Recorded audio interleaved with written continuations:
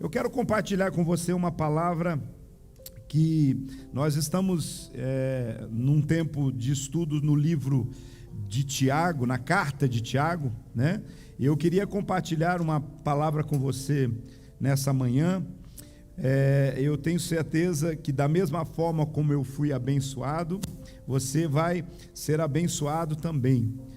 O tema da ministração hoje é vivendo uma fé simples, mas real, profunda e libertadora. Uma fé simples, mas real, profunda e libertadora.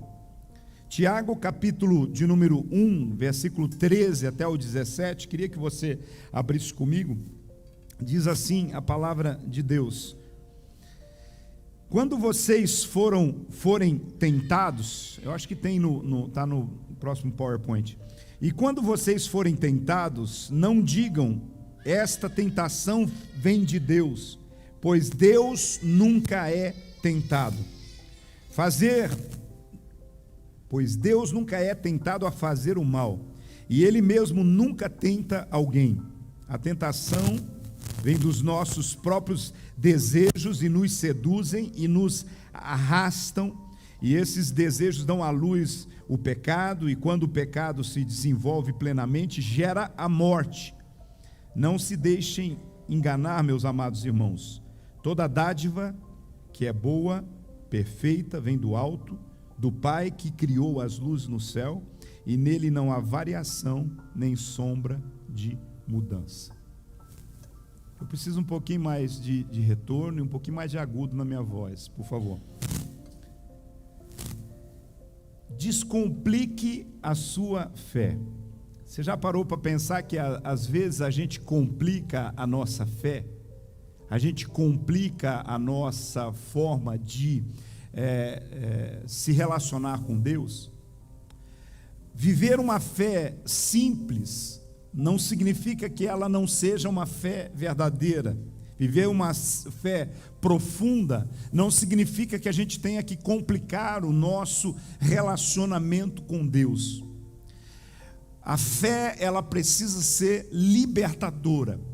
Infelizmente, nós muitas vezes temos uma ideia e algumas pessoas estabelecem alguns métodos, algumas ideias para nós, e como se a fé ela nos fechasse, como se a fé nos prendesse, e a fé é para libertar.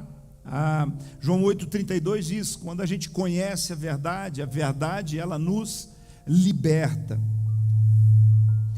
Nós estamos trabalhando nesse tempo de estudar um pouco sobre aquilo que aconteceu através do ponto de vista, através da leitura que Tiago faz das realidades. E nós, se você já teve nos últimos 2 domingos, com certeza você conseguiu ver que nós trabalhamos algumas questões bem práticas, bem interessantes.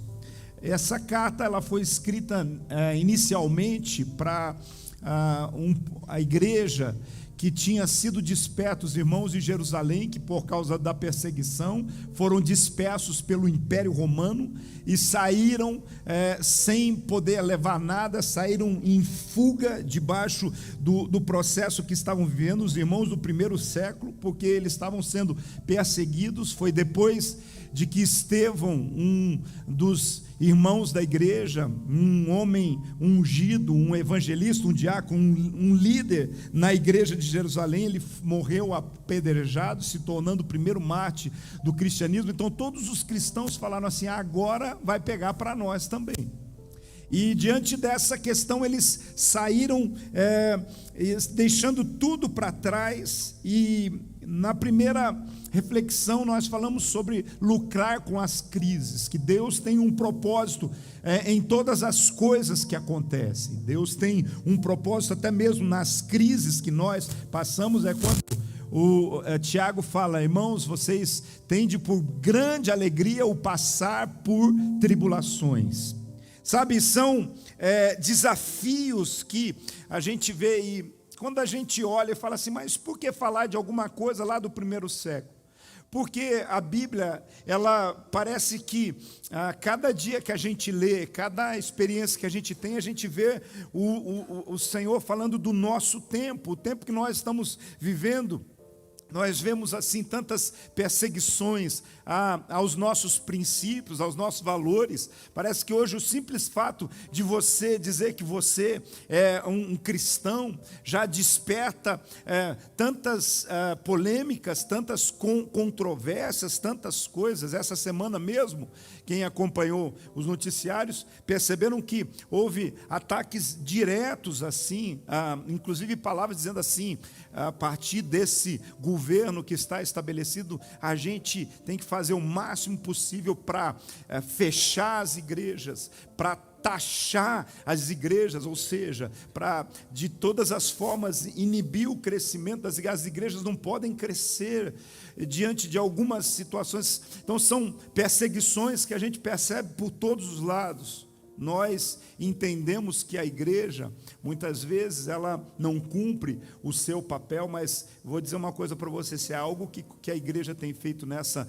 nação, nesse país, cuidar do pobre, do necessitado, restaurar casamentos, trazer cura e restauração para muitas pessoas que estão passando por problemas de depressão. Você sabe, e cada um de vocês que estão aqui, com certeza tem um testemunho para dizer o que é que Deus fez na sua vida. E cada avanço que a igreja faz, o inimigo, ele tenta de todas as formas nos deter, usando as pressões.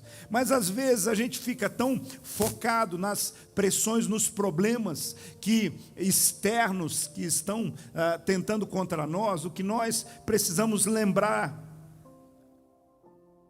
é que há uma promessa de Deus: as portas do inferno, elas não prevalecem e não prevalecerão contra a igreja do Senhor.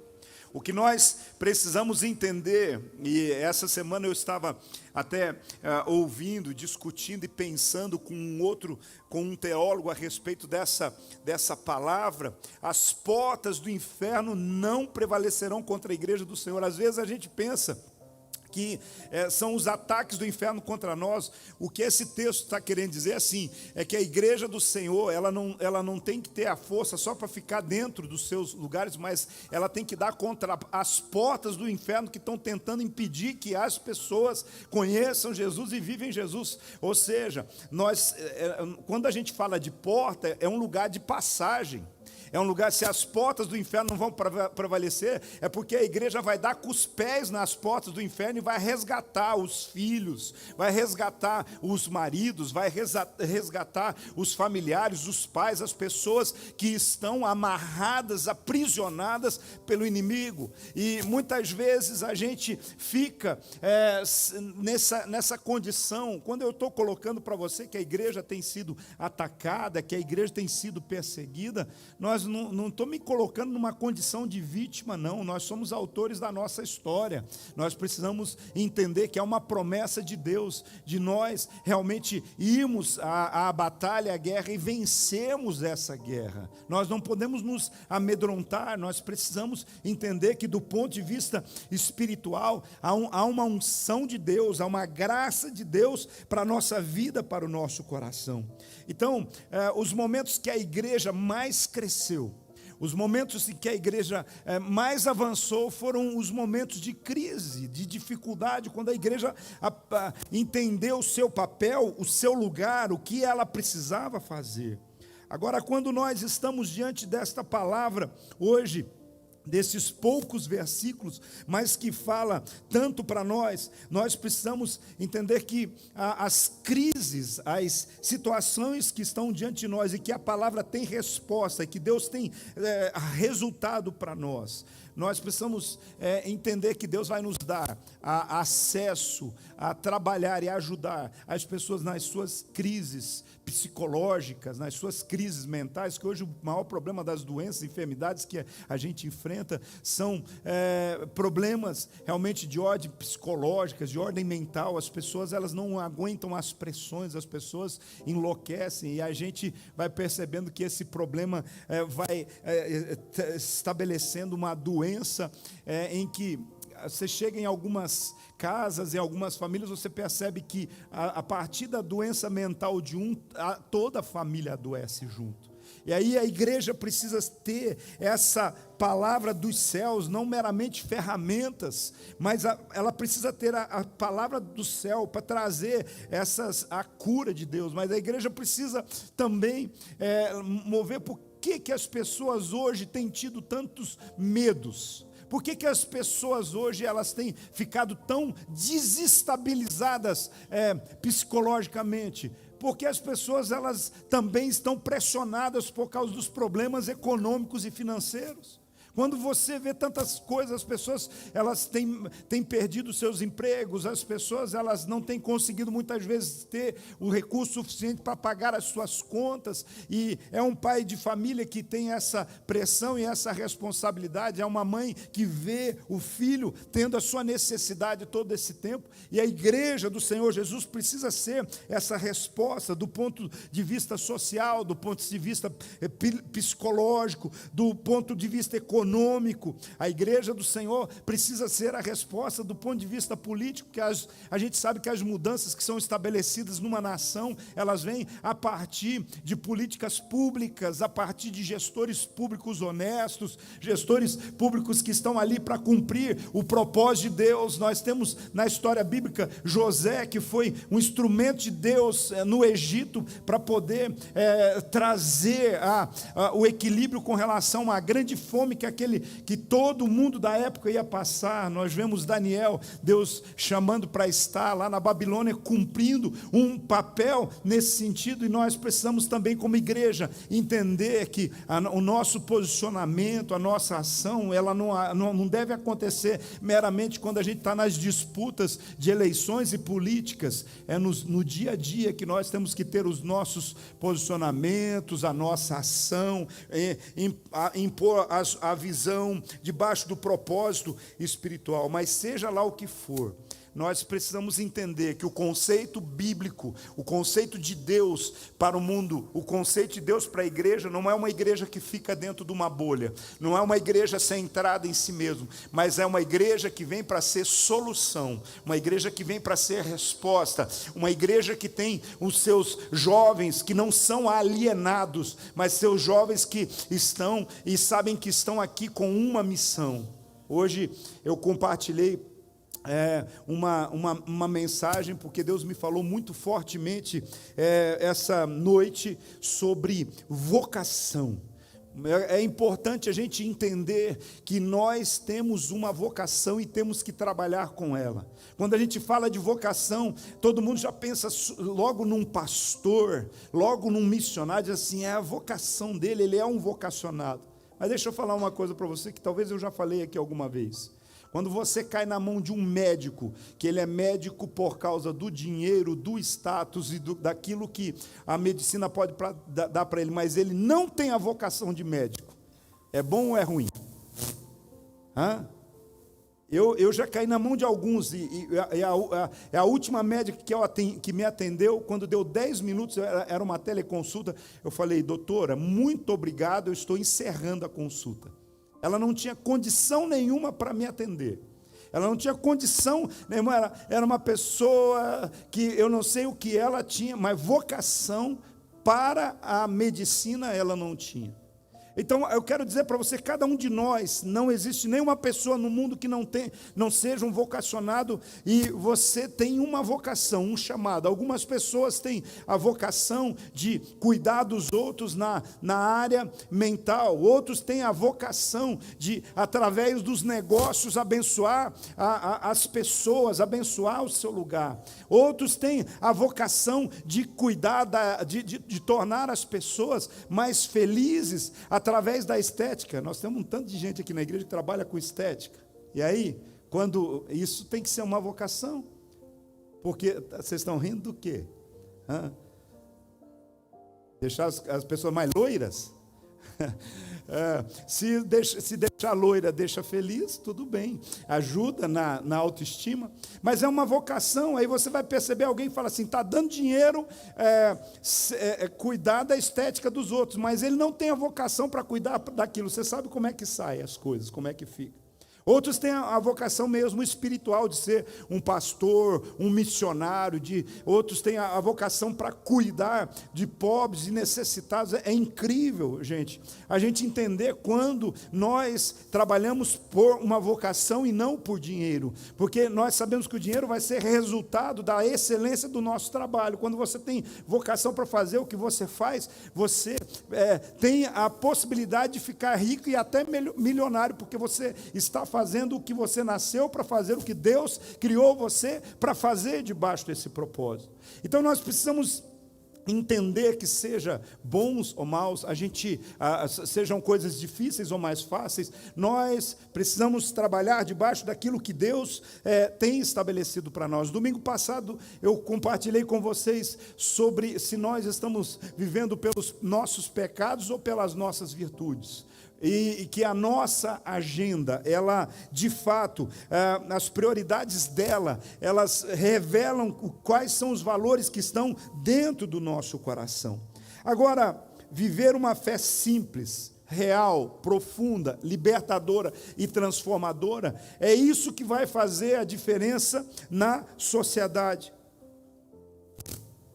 Tiago era irmão de Jesus. Enquanto Jesus estava vivo, ele não se converteu. Quando Jesus morreu, a ficha dele caiu, ele se converteu. E quando ele entendeu o seu chamado, quando ele entendeu a sua vocação, de imediato, você vai ver o texto de Tiago 1 começando dizendo assim, Tiago, e ele explicando que ele era servo do Senhor Jesus Cristo. Ele disse, a minha vocação é servir o Senhor Jesus Cristo. Tardiamente, talvez ele pudesse ter tido experiências mais poderosas, mas a ficha dele caiu, crendo que Jesus era Filho de Deus, que o Espírito Santo tinha gerado na sua mãe o seu irmão primogênito, né? Então ele se converte, se torna um dos principais líderes da igreja do primeiro século, e agora ele, mesmo ficando em Jerusalém,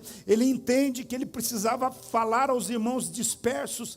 Ele fez uma leitura de como estava o comportamento desses irmãos. Nós vamos entender o seguinte, que muitas coisas estavam acontecendo na vida dos discípulos. Muitas coisas estão acontecendo nas suas vidas, na nossa vida nesse tempo. E muitas coisas são muito paralelas, e 3 coisas específicas levaram Tiago a escrever essa carta pequena. Você vai perceber que numa sentada, se você ainda não leu a carta, eu quero dizer para você assim, numa sentada você lê. Mas você vai ter que voltar muitas vezes a outros momentos, porque você vai refletir quão densa, quantas coisas tremendas, e essa carta termina com uma bênção liberada sobre cada um que está lendo essa carta. Mas eu quero até instruir você a ler a carta de Tiago, quem sabe seja a sua missão para hoje. Mas 3 coisas motivaram Tiago a escrever para aquele povo e são lições para nós hoje. A primeira, eles estão num contexto de adversidades.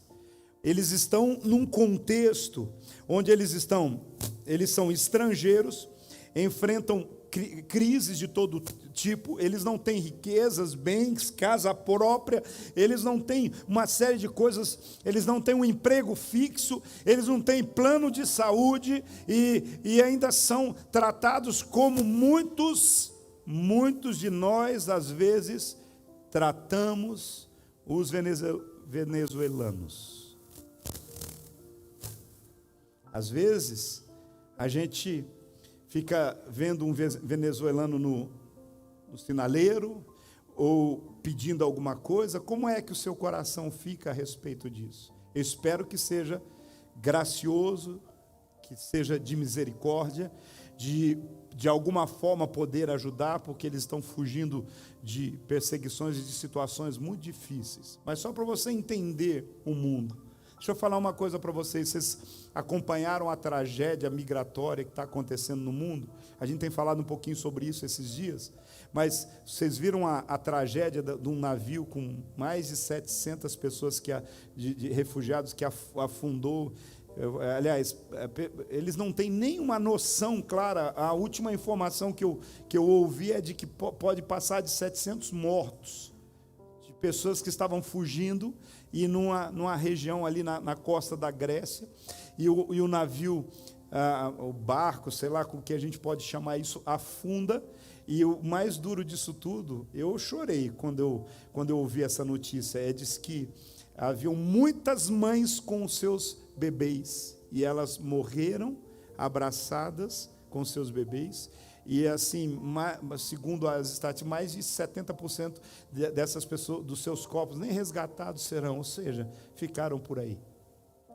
Você consegue entender como que está o mundo, né, o mundo que nós estamos vivendo? Porque as notícias, elas parecem ser tão normal, a gente fala, um barco afundou, 700 pessoas morreu. Não, a gente às vezes parece estar tão distante de nós, porque nós estamos aqui, não é um parente nosso, não é alguém que a gente conhece diretamente, mas quando a gente para pensar e entender que aquelas pessoas estavam fugindo dos seus problemas, das suas crises, para buscar um mundo, talvez alguma outra oportunidade, não havia uma outra oportunidade. Então esse mundo cruel, essas dificuldades, agora nós temos dificuldades de outros tipos, mas o povo, esse povo que essa carta de Tiago é escrita, ela passava por problemas assim. A segunda razão que Tiago escreve é porque é muito comum para quem vive num contexto de adversidade negociar os valores da sua fé. Deixa eu dizer de novo. É muito comum pessoas que estão passando por crises, por problemas, por adversidades, negociarem os valores da sua fé. Tipo assim, para sobreviver vale qualquer coisa. Às vezes, em meio às crises, nós somos tentados a negociar os valores da nossa fé. Tem gente que, tipo assim, eu estou desempregado, a única oportunidade que surgiu para mim é trabalhar para alguém que faz coisas ilegais. A adversidade parece falar, não, eu preciso sustentar minha fé, mas é a sua fé o que diz. Você pode, você deve, você pode realmente entregar-se a isso. Então, o que estava acontecendo com aquele povo é que eles estavam se entregando a qualquer coisa para poder ganhar um pouco de dinheiro. Qualquer coisa para poder sobreviver, abrindo mão de princípios da palavra de Deus. Então, Tiago está dizendo assim, olha, quando quebramos princípios, quando deixamos que as tentações tomam conta da nossa vida, isso vai gerar morte. Uma hora a conta chega e vai ser difícil de pagar essa conta. A terceira razão que Tiago escreve é exatamente porque aqueles irmãos, eles estão atribuindo para os outros ou para as circunstâncias da vida a razão dos seus erros. Transferir para as pessoas a razão pela qual eu estou errando, pela qual eu estou pecando. É uma tendência a responsabilizar a outra pessoa. Nós vemos que isso não é uma exclusividade dos irmãos do primeiro século. Hoje ainda nós vemos muitas pessoas que têm a facilidade de justificar os seus erros. Nós temos a facilidade de transferir as nossas responsabilidades, baseado muitas vezes no momento emocional que nós estamos vivendo, né? Então, às vezes a gente tem aquela mania, então, o que aconteceu? Traí a minha esposa porque a minha esposa não estava sendo a mulher que ela deveria ser na cama comigo. A justificativa. Eu desviei da fé, entrei para as drogas porque o meu pai era muito rigoroso na criação comigo. Eu estava na igreja e eu estava me esforçando e tal, mas ninguém realmente me dava uma oportunidade. Eu falei, para que eu vou ficar na igreja? Então eu saí da igreja por essa razão. Então a gente sempre transfere, a gente não diz assim, eu saí da igreja porque o meu amor por Jesus esfriou, eu saí da igreja porque os meus olhos se encantaram com coisas do mundo. Não, a gente sempre quer arrumar a razão pela qual nós estamos pecando. Então, quando o Tiago está falando conosco, ele está dizendo, irmão, é possível a gente viver uma fé simples, mais real, mas a fé tem que ser profunda, a fé tem que ser uma fé libertadora. Então, a primeira coisa que a gente precisa entender, para ter uma fé simples, mas ao mesmo tempo profunda, real, libertadora, a gente precisa parar com as desculpas e justificativas para os nossos pecados. Tiago está dizendo assim, chega de desculpas e justificativas. Mas como que é isso? Irmão, pecou, errou, saiu do prumo, coloca diante de Deus, diz, Senhor, eis-me aqui, eu não consegui fazer o que deveria ser feito, eu entro em arrependimento, me ajuda a mudar. Chega de desculpas e chega de transferir para outras pessoas as responsabilidades. Chega de justificativa, não, sabe? Você já percebeu que quando alguém falha com a gente e às vezes ela vem pedir desculpa, mas ela começa a se justificar, o pedido de desculpa acaba complicando mais as coisas? Ela assim, você me desculpa, mas eu fiz isso por isso, por isso, por isso. E deixa eu dizer para você, se com a gente não funciona, você acha que com Deus funciona as nossas justificativas? Você acha que com Deus funciona? Deus sabe cada caminho que a gente trilhou, Deus sabe cada motivação do nosso coração, Deus sabe o que está por trás de coisas.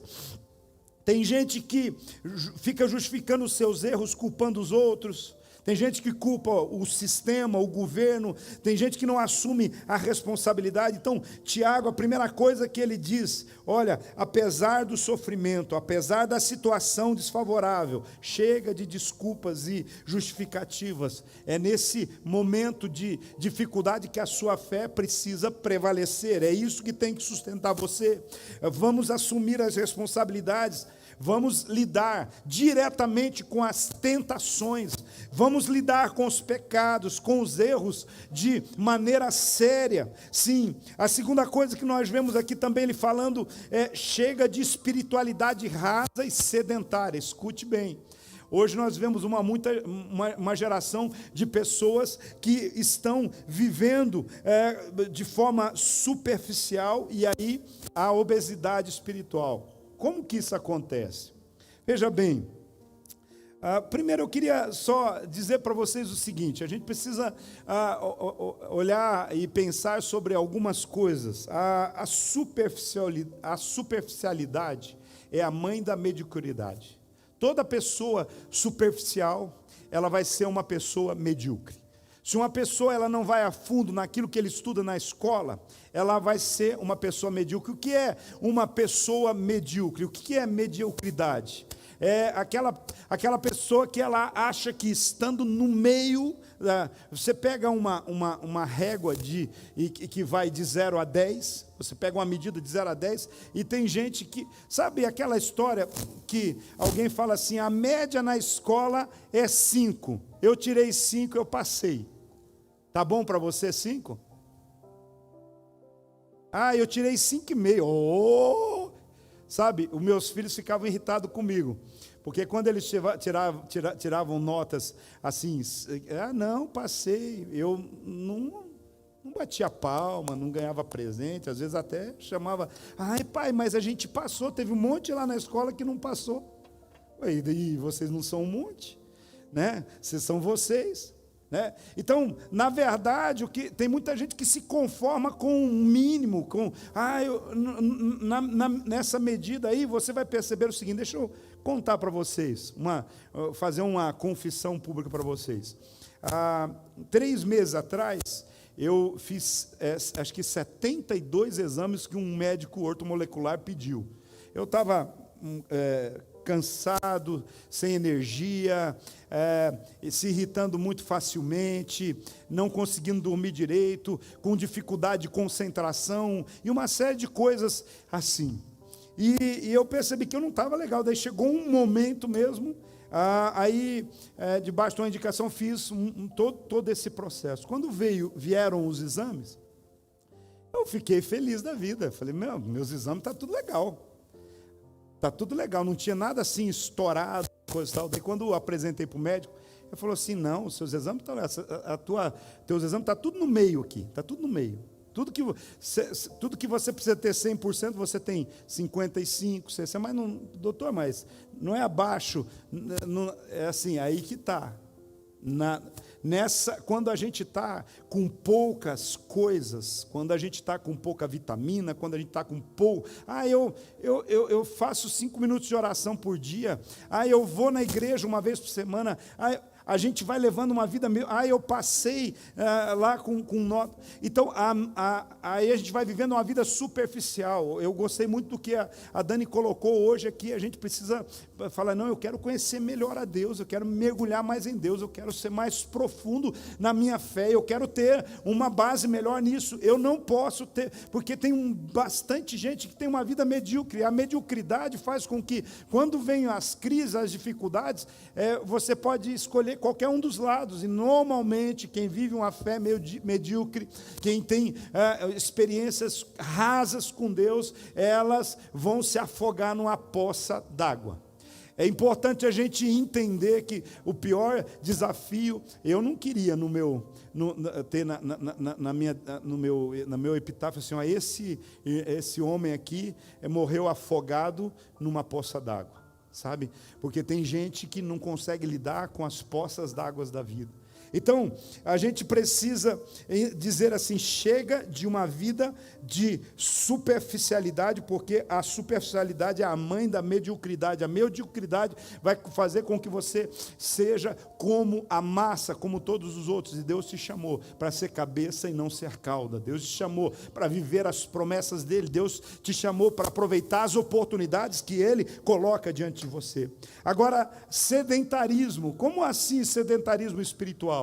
Quantos anos faz que você é crente? Se você somar quantos cultos, quantas mensagens como essa você já ouviu na sua vida, quantas mensagens de célula, quantos discipulados, até mesmo as pregações do YouTube e tudo mais, quanta informação você já recebeu. Aí você fala, eu poderia ser PhD em certas áreas. E o que você fez? Só se alimenta, tem crente que só se alimenta e não põe em prática aquilo que recebeu. Aí vai viver o sedentarismo espiritual. Então, o sedentarismo é a qualidade péssima, por sinal, daqueles que são de ficar parado, daqueles que não se mexem o tempo todo. Então, Tiago, ele está dizendo, é hora de vocês viverem uma vida espiritual mais profunda, colocar em prática o que vocês aprenderam na vida, e aquilo que vocês já sabem, e é essa direção que ele dá aos irmãos do primeiro século. Ele está falando a esses irmãos, chega de desculpas para não fazer, para não evangelizar, chega de desculpas para não liderar, chega de desculpas para não servir, chega de desculpas, não diga assim, nós estamos aqui em má situação, como é que eu vou falar de Jesus para as pessoas? Mostra para eles o que a sua fé é capaz de fazer, o que você faz nos momentos de adversidades, como o seu sorriso é. Tanto é que ele começa dizendo, irmãos, tende por grande alegria vocês passarem por tribulações, porque isso está aperfeiçoando o caráter, está fortalecendo, está ensinando vocês a superar os grandes problemas. O versículo 13 e 15 diz assim, quando alguém for tentado, jamais deverá dizer, estou sendo tentado por Deus, pois Deus não tenta ninguém. Deus não pode ser tentado pelo mal e logo Ele não vai usar esse processo contra nós. O que nós precisamos entender... E Tiago, se você está com o texto aberto aí, você vai ver, Tiago diz o seguinte, cada um é tentado pela própria cobiça, sendo este arrastado, seduzido. Então, a cobiça, tendo engravidado, dá a luz ao pecado, e o pecado, após ter se consumado, gera a morte. A gente volta lá no primeiro livro da Bíblia, a questão da tentação de Eva, quando a serpente vem e fala para ela do fruto daquela árvore que está no centro do jardim, que Deus tinha dito, vocês não devem, deixa quieto isso aqui, isso é a única coisa que vocês não devem acessar, é isso. Aí, quando a serpente desperta a visão de Eva para aquele fruto, ela percebe que aquilo era agradável aos olhos, aquilo era algo que podia ser a questão saborosa para a vida, ou seja, a Bíblia fala da concupiscência da carne, da concupiscência dos olhos e da soberba da vida. São esses tipos de pecado que a gente está sempre tomando. A concupiscência da carne, a concupiscência dos olhos, ou seja, os desejos que os olhos, a gente coloca os olhos numa coisa e começa a desejar. A carne pede algumas coisas, e aí a soberba da vida, ela estabelece para nós algumas perspectivas de algo que eu gostaria de ser melhor do que os outros. Então, o que Tiago está dizendo assim, não deixe os seus olhos ser colocados em algumas coisas que vão te levar a pecar, porque você olha e você vai acabar engravidando do pecado, porque o pecado não acontece assim, irmão. Fala assim, eu escorreguei na banana, sabe? O pecado normalmente assim, a gente, principalmente de quem já tem entendimento da palavra, a gente olha, a gente processa, a gente começa a justificar e dar as razões, e aí de repente, ou seja, em outras palavras, a tradução, uma outra tradução trabalha assim, a gente engravida do pecado, a gente engravida de fazer a coisa errada, a gente, sabe por quê? Porque na maioria das vezes, quando a gente peca, a gente já está também criando justificativas, a gente já está criando mecanismos de defesa, a gente está criando meios de quando alguém falar, mas foi por isso, foi por aquilo, foi uma fraqueza, houve um tempo e ainda há um tempo. Tem muita gente que senta comigo, e assim, parece que para os crentes, o pior de todos os pecados, apesar de não existir diferença de pecado, uma mentira, ela tem o mesmo, diante de Deus, o mesmo problema que um adultério. As consequências é que são diferentes. Às vezes uma mentira, alguma coisa assim e tal, não tem consequências tão graves como um adultério. Mas deixa eu falar uma coisa para você, para crente, quando fala assim, aquele irmão está em pecado, ele fala, a primeira coisa que o crente pensa é que ele adulterou. Sim ou não? Não é assim? Normalmente, está em pecado, olha, foi removido das suas funções. Mas eu já tive, infelizmente, muitos momentos de sentar com casais para ajudá-los. Não é o infelizmente para ajudá-los, é o infelizmente de terem passado por esse problema de adultério. E, normalmente, as pessoas chegam assim, pois é, tem uma maldição na minha família, porque o meu avô adulterou, o meu pai adulterou, os meus irmãos tudo adulterou, e acabou acontecendo comigo também. Para, irmão. Há influência? Claro que há influência. Mas normalmente as pessoas já chegam querendo amenizar, querendo transferir para os outros. É como Adão dizendo assim, a mulher que tu me destes, olha aí, ela veio e mostrou o fruto para mim, e agora eu comi, olha aí o que deu. A gente tem essa mania. O que Tiago está dizendo, chega de justificativas, chega de transferir para os outros as responsabilidades. Você não pode deixar o pecado fecundar. Corta o mal pela raiz, não engravide.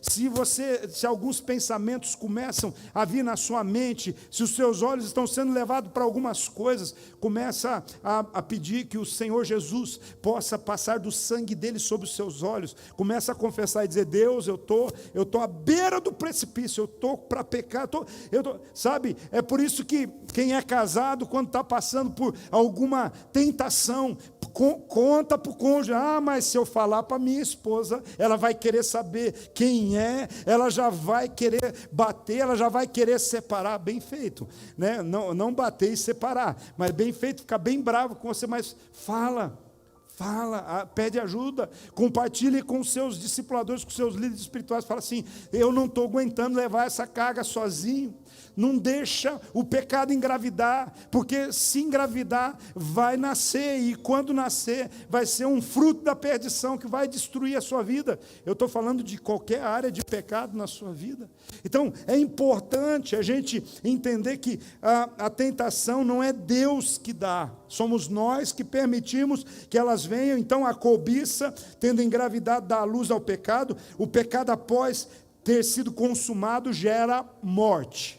Mas que tipo de morte? Você vai perceber que esse verbo tentar no grego, ele está falando sobre os desejos interiores que crescem e geram erros exteriores. Então nós somos tentados por fatores externos, e aí esses fatores externos entram dentro de nós e levam esses desejos levam a gente pecar e a gente errar. Não se esqueçam, eu já falei sobre isso, mas eu quero que a gente aprenda realmente isso. Existe provação e tentação, coisas diferentes. A tentação, ela é algo que faz com que nos leve. A provação é Deus que permite a gente passar por situações para fortalecer a nossa fé. Então, nós já estudamos sobre isso, mas é importante a gente entender que no grego a palavra vem dizendo assim que as provações são circunstâncias externas que lapidam as nossas motivações internas. Então, muita provação que você está passando é Deus te fortalecendo para você não cair no erro, não pecar, para você estar forte para quando vem a tentação. Vou falar de novo. Muitas provações que a gente passa é para que a gente esteja fortalecendo a nossa fé, dependendo de Deus, para que quando vem a tentação, a gente vença a tentação. Então, isso a gente precisa trabalhar na nossa vida, no nosso coração, porque enquanto as provações têm a ver com circunstâncias externas, com pressões externas, com coisas que muitas vezes vão nos motivar, vão lapidar as nossas motivações. As tentações têm a ver com desejos interiores, né? São coisas que estão lá dentro do nosso coração, motivações internas que a gente não deve sufocar simplesmente. Se você mantiver sufocado, uma hora ele vai explodir para fora. A gente precisa tratar, deixar o Espírito Santo de Deus tratar. A gente precisa confessar. A Bíblia diz: confessai os vossos pecados, os vossos erros uns aos outros para serem perdoados. A gente precisa buscar ajuda. A gente precisa entender que temos as nossas deficiências, as nossas crises. É isso que é importante com a nossa vida no nosso coração. E terminou o meu horário? Mudou o lugar do meu. Queridos, essa manhã eu quero que você possa entender o seguinte. Talvez você esteja sentindo culpa por causa de maus desejos que tentam habitar o seu coração. Como a Bíblia fala dos maus desejos, às vezes trazendo a palavra cobiça, concupiscência. Mas o que eu quero que você nessa manhã esteja entendendo é que nós precisamos tratar os maus desejos, não precisamos só fazer de conta que eles não existam, nós precisamos convidar o Espírito Santo para nos ajudar nessa perspectiva. Nós precisamos entender que se nós não resolvermos hoje, é como uma gravidez. O pecado, ele funciona exatamente como uma gravidez. Como é que acontece uma gravidez?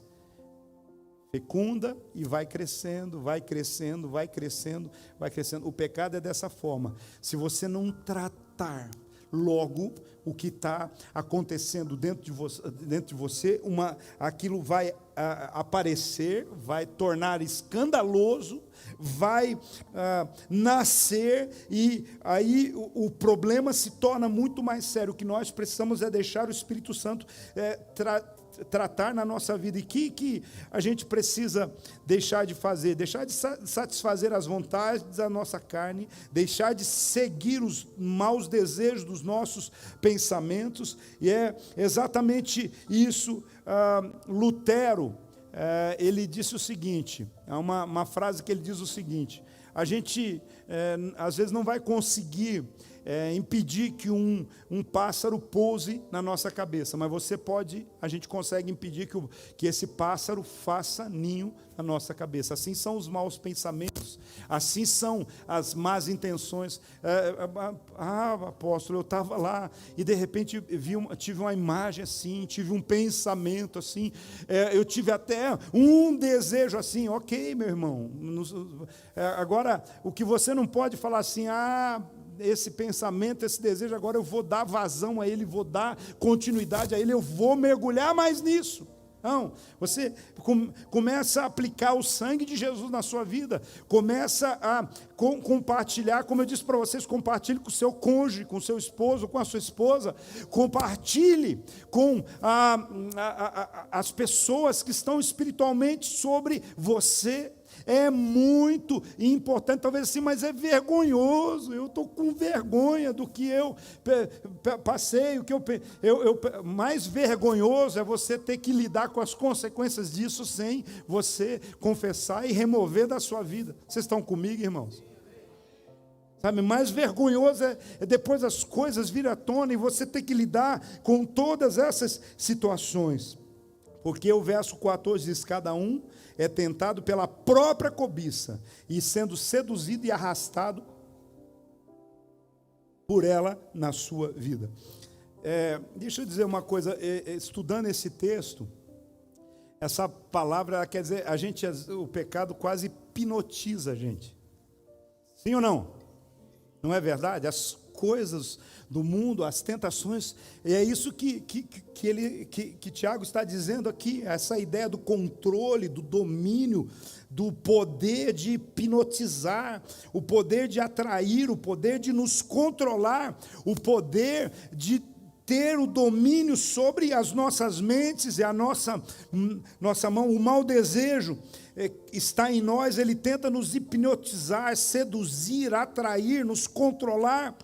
E nós precisamos, então, ter, como as pessoas, quando elas são picadas por uma cobra, né, elas precisam, como que é o nome do antídoto? Elas precisam do antídoto. Eu quero dizer para você, nós temos um antídoto. A Bíblia diz assim, que a serpente picaria o calcanhar, mas ele esmagaria a cabeça da serpente. Essa foi a promessa sobre Jesus e aquilo que ele fez, e ele é o nosso Senhor. Que eu quero dizer para você, nós temos um antídoto, e esse antídoto é o sangue de Cristo, que nos purifica de todo o pecado. E a palavra diz, se confessarmos os nossos pecados, ele é fiel e justo para perdoar os nossos pecados e nos purificar de toda a nossa injustiça. Por isso, a morte espiritual, a gente fala assim, mas o pecado gera morte. Eu tenho visto tanta gente pecando e não morrendo. Não é assim? A gente fala assim, mas pecou e continua vivo. Deixa eu te falar, quando a Bíblia está falando de morte, ela não está falando de morte física apenas. Alguns morrem no seu próprio ato, mas nós vemos a morte atingindo espiritualmente pessoas. Tem pessoas que outrora já pregaram a palavra, outrora viveram bem e estão mortos espiritualmente. A morte de relacionamentos. Quantos relacionamentos que foram destruídos, relacionamentos conjugais, relacionamentos de amizade? Você já percebeu que tem amigos que você tinha no passado e não tem mais aquela liga, eles sumiram e tudo mais? Você fala assim, morreu esse relacionamento. O relacionamento morreu, às vezes, pelo pecado de uma das partes apenas. Às vezes alguém decide por isso, e a Bíblia diz que a luz não tem comunhão com as trevas. E a morte de uma carreira bem-sucedida, tem gente que não entende porque a vida dele só vai mal, vai ruim, está de mal a pior. Sonhos, projetos, carreira, tudo vai de água abaixo. O pecado, ele vai ruindo, ele vai destruindo as bases, os alicerces. A morte de um sonho. Tem gente que sonhou, planejou, mas o pecado roubou e matou o seu sonho, o seu projeto, e assim por diante. Você pode colocar o que você quiser, você vai entender aí que muitas coisas que morreram na sua vida estão conectadas diretamente com áreas de pecado, com atitudes que precisavam ter sido trabalhadas nesse sentido. E o que fazer, irmãos? Você deve se lembrar da cruz do Senhor Jesus. Lembrar que na cruz, Jesus não morreu na cruz simplesmente para se tornar um evento teatral e uma história para todos os séculos subjacentes, para que a gente celebrasse na Páscoa a paixão ou na Santa Ceia. Tadinho de Jesus. Não. Jesus pagou um preço na cruz do Calvário, derramando o seu sangue por nós, para dizer assim: é por você, é por causa dos seus pecados, você pode se redimir, eu pago o preço, você confessa, você deixa, você alcança misericórdia. Então nós temos essa oportunidade, não vivemos debaixo da condenação da morte. Mas a cruz, ela fala de ressurreição. Tudo isso que eu disse para você, que talvez algumas dessas coisas aconteceram na sua vida, relacionamentos que morrem, sonhos que morrem, ministérios que morrem, podem ser ressuscitados. Como Jesus morreu na cruz e também ressuscitou, eles podem ser ressuscitados. O poder da ressurreição pode invadir a nossa vida e o nosso coração, porque Jesus levou sobre si a nossa condenação. Ele tomou a morte no nosso lugar. E agora, todos aqueles que creem em Jesus, no seu milagre, podem entender que Ele já levou sobre si o castigo. E agora tudo que nós precisamos aceitar, receber, deixar os pecados, abandonar a vida de pecados, e agora a gente pode desfrutar de uma promessa de vida eterna para cada um de nós. Por isso, irmãos, nós nunca podemos deixar de entender que todas as coisas ruins, terríveis, que têm trazido morte sobre a nossa vida, estão ligados ao pecado. As provações, circunstâncias difíceis, mesmo que você fale assim: mas eu estou andando em santidade, estou vivendo no propósito, estou fazendo o que Deus falou, mas mesmo assim, eu estou passando por momentos difíceis. Isso aí está lapidando a sua fé. Isso aí está trabalhando o propósito que Deus tem para você. Lembre-se disso. A prova, ela estabelece exatamente isso na sua vida. Agora, as tentações é algo que você precisa lidar. Os pecados é algo que você precisa encarar diretamente. Sim, Deus tem um propósito para a sua vida e para o seu coração. Eu quero que você se coloque em pé. Eu quero compartilhar com você algo. Me permitam, deixa eu ver se eu tenho aqui, que eu quero ver se o pessoal da mídia me ajude, que eu quero fortalecer a sua fé e o seu coração nesse momento, em nome do Senhor Jesus. Vê se vocês me ajudam. Isso não estava no script, eu vou colocar no sim. Se vocês conseguirem colocar esse PowerPoint para mim, eu vou ficar muito grato. Tinha preparado para um outro momento, mas eu quero compartilhar com você. Mas primeiramente, eu quero dizer para você assim, o evangelho que nós pregamos não é um evangelho de culpa. O evangelho que nós pregamos não é um evangelho para você sair daqui dessa igreja dizendo assim: eu estou falhando, eu estou errando, e agora o que eu vou fazer da minha vida? Esse é um evangelho de transformação e de milagres. Quando o Tiago está ajudando a igreja do primeiro século, quando ele está nos ajudando também, ele está nos dizendo assim: eu quero ajudar vocês a poder ser abençoados, a vencer os pecados, a não morrer, a não deixar os seus sonhos morrer, os seus problemas morrerem. Mas essas duas coisas são muito importantes. Não traga desculpas diante de Deus, não fique justificando os seus pecados, simplesmente fale: Senhor, fui fraco, Senhor, eu fui alguém que não deveria ter feito o que fiz. Eu preciso do teu perdão, eu preciso da tua misericórdia, eu preciso da tua graça, eu preciso do teu trabalhar na minha vida, eu preciso do teu trabalhar no meu coração.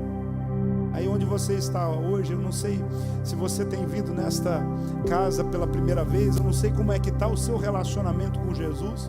Eu quero dizer assim: Jesus está dizendo para você assim, que Ele está de braços abertos para ajudar você a vencer as tentações, para ajudar você a restaurar o seu casamento, para ajudar você a restaurar a sua comunhão, para ajudar você a lidar com todas as pressões e todos os problemas que você está vivendo. Jesus está dizendo assim: eu venci o diabo, eu pisei na cabeça dele.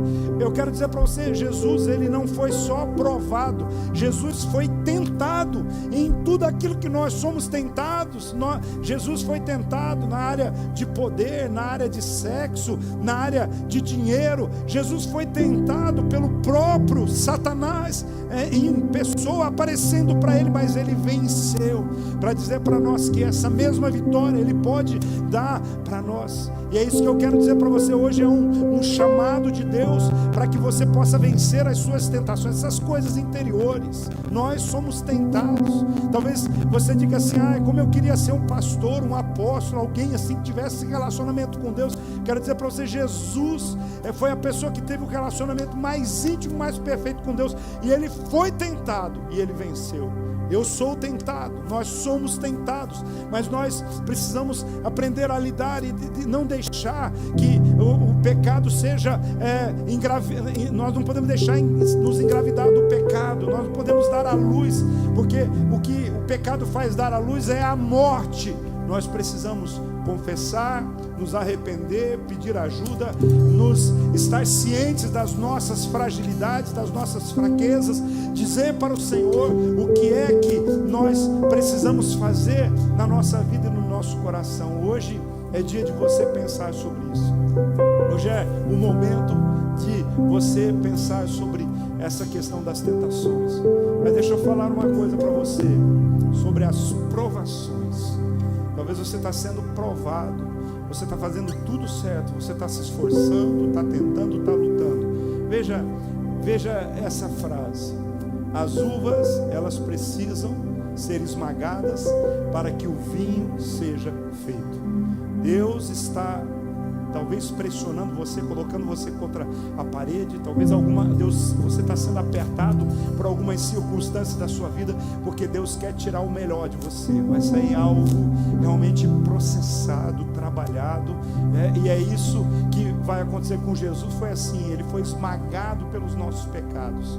O castigo que traz a paz estava sobre ele, pelas suas machucaduras nós fomos sarados. Jesus foi esmagado e saiu para nós o melhor que nós podíamos ter, que é o seu próprio sangue que nos purifica de todos os pecados. Quais são as provações que você tem passado na sua vida? Lembre-se disso.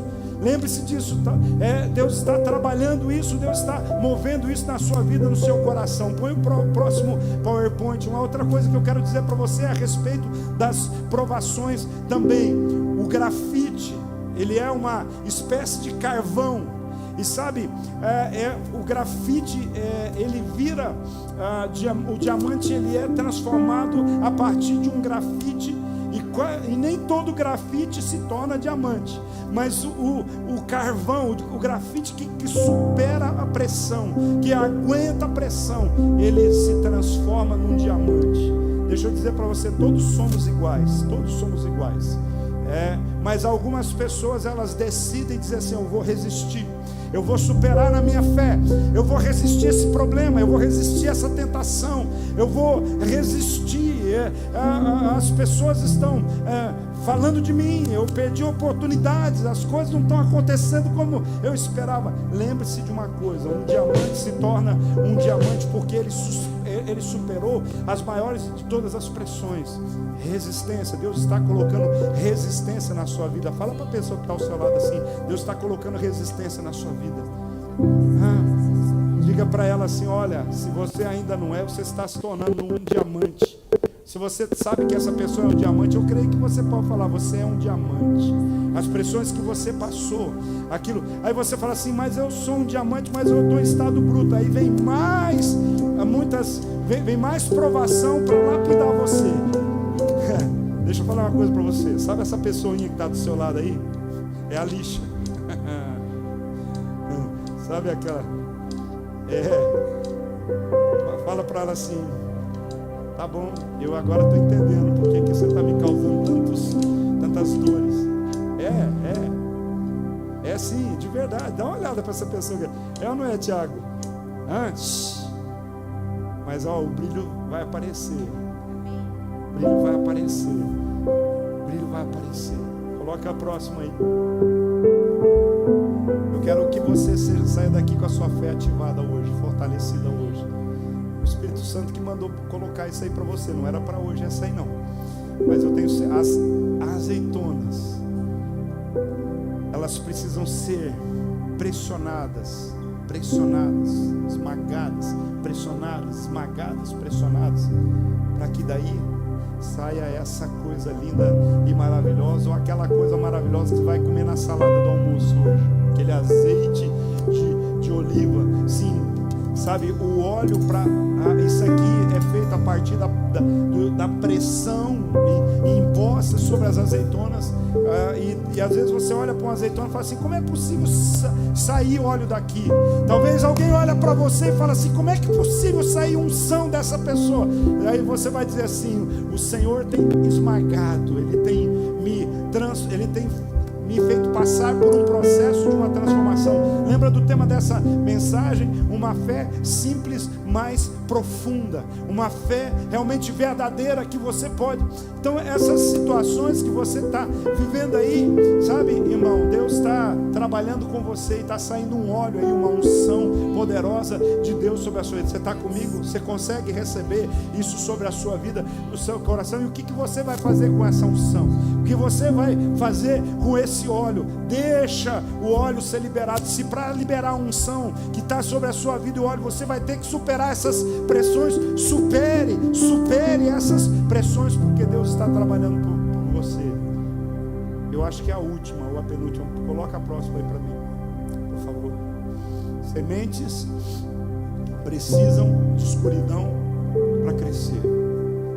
Quando você planta uma semente, ela vai ficar no meio da terra, ela vai ficar escondida, ela vai sofrer um processo que parece que está apodrecendo, que parece que está morrendo, e morre daquela estrutura para nascer uma nova estrutura. Você não está vendo as coisas acontecer hoje, mas você é uma semente no reino de Deus. É uma semente, ela vai nascer, ela vai crescer, ela vai florescer, e você vai viver esse plano e esse propósito de Deus para a sua vida. Deixa nascer, deixa o Deus, Senhor, trabalhar. Mas eu estou vivendo uma escuridão, eu não estou conseguindo ver a luz, eu não estou conseguindo ver o céu, eu não estou conseguindo ver as possibilidades. Tem uma semente de Deus dentro de você, tem uma semente de honra dentro de você. Você tem plantado, você tem vivido, se entregue como uma semente do Senhor em todos os sentidos. Eu quero dizer para você: Ele é o viticultor, Ele é o agricultor, é Ele que cuida o terreno que você está plantado. Ele é fértil, Ele é preparado. Eu posso garantir para você, esse terreno aqui vai liberar isso sobre a sua vida, em nome de Jesus. Tem mais um? Mais um, né? Acabou? Tem mais um? Acabou. É tanta palavra profética sobre a sua vida. O fundo do poço ensina lições que o topo da montanha não consegue ensinar. Tem coisas que você só vai aprender no fundo do poço. Tem coisas que você vai só aprender no fundo do poço. Tá difícil, irmão? Deixa eu dizer uma coisa para você. Tem uma história do fundo do poço.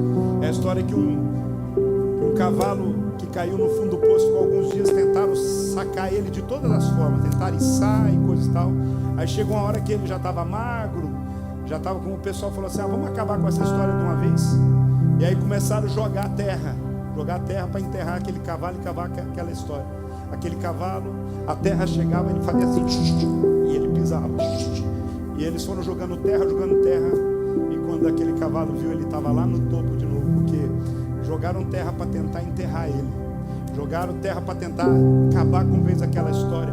E o que ele fez? Ele foi chacoalhando a terra, pisando a terra aqui, ele foi criando uma rampa e ele saiu lá para fora. Deixa eu dizer para você: chacoalha poeiras, sabe? Jogaram, você estão tentando sepultar os seus sonhos, estão tentando matar os seus sonhos, estão tentando desistir de você. Eu quero dizer para você: não pare, não desista. Quando você tiver o último fôlego, você não pode parar. Seja no ministério, seja no seu casamento, seja naquela pressão que você está vivendo lá na sua empresa. Tem gente que veio aqui hoje dizendo assim: hoje eu vou na igreja e e Deus vai me dirigir, eu vou parar, eu vou sair, eu vou chutar o balde lá na empresa. Quero dizer uma coisa para você, o Senhor está falando para você, não faz isso. Chacoalha a poeira, levanta a sua cabeça, o Senhor vai te honrar lá no lugar onde você está. Escute bem, se foi talvez o Senhor me trouxe para falar tudo isso aqui, só para te dar essa instrução, que Ele está dizendo, Ele te colocou lá, Ele vai te honrar lá, naquele lugar onde Ele tem te colocado. Não importa se estão invejando você, se estão tentando puxar o teu tapete, se estão de todas as formas. Eu quero dizer para você, um novo tempo vai chegar na sua vida e na sua história. Põe o último aí, nós vamos orar. Se essa palavra tocou com você e você está desesperado, fala assim, eu preciso receber uma oração, vem aqui para o altar de Deus, independente do que foi que falou com você, vem aqui para a gente orar. Quero orar com você, profetizar sobre a sua vida, porque eu sei que o Espírito Santo de Deus está aqui neste lugar, uma atmosfera de milagre nesse lugar. Se tem alguma coisa movendo sobre a sua vida, sobre o seu coração, vem aqui rapidamente ao altar de Deus. Eu quero orar com você, eu quero que você esteja aqui dizendo para Deus realmente todas as circunstâncias que estão passando para você. É uma sinalização de Deus para a sua vida, para o seu coração. Deixa o Senhor Jesus, tem um último PowerPoint, deixa ele aí, coloca aí e põe para nós aí. Não tem mais? Acho que tinha mais um, faltou. Deixa eu orar com você aqui. É esse mesmo, obrigado. Deixa aí, depois eu vou compartilhar para você isso aqui depois, tá bom? Pode, mas olha para essa palavra que Deus tem liberado sobre a sua vida, sobre o seu coração aqui. Eu posso pedir uma ajuda para vocês que estão aí? Posso pedir uma ajuda para vocês que estão aí, os intercessores? Independente se é intercessor aí, não, sai do seu lugar e vem aqui e abraça uma dessas pessoas aí.